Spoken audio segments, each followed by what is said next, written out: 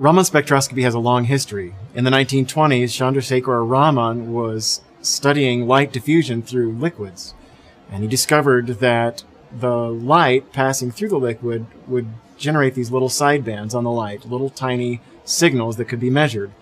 And he also discovered that those little signals were related to the particular molecules that were in the liquid. This kind of work is called Raman spectroscopy, measuring those little sidebands on the light. And since that time, Raman spectroscopy has been a staple of chemistry and physics to determine molecules in samples. So you can identify trace amounts of materials or molecules in a material. So years ago, and it hasn't been that long, the only people that actually used Raman spectroscopy were people who were trying to get a PhD in physics or chemistry.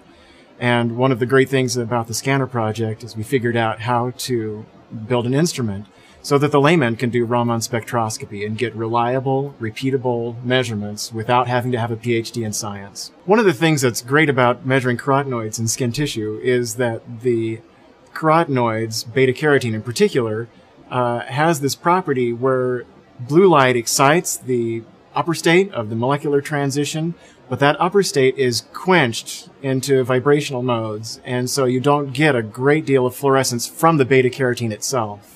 But instead, what you get is a strong Raman signal without the confounding background signal from the beta-carotene. And so S2 was a new design where we could use LEDs instead of a laser.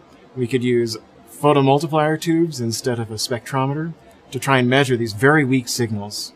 And we're able to make measurements that are independent of the temperature, independent of the humidity, things we can make machines that are accurate so that if you measure the same sample repeatedly on the same machine, you get the same answer to within about 5 or 10%.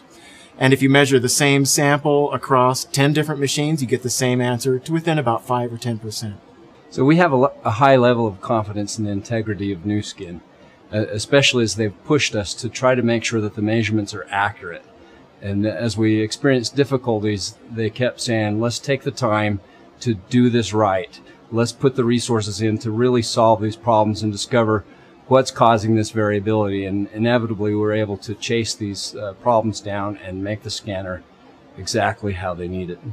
I'd say there's no doubt that we can measure carotenoids using Raman spectroscopy. We've done it in our own lab using beakers. We've made samples that are rich in antioxidants, and we've measured the Raman signals directly from that. We've seen this over and over again.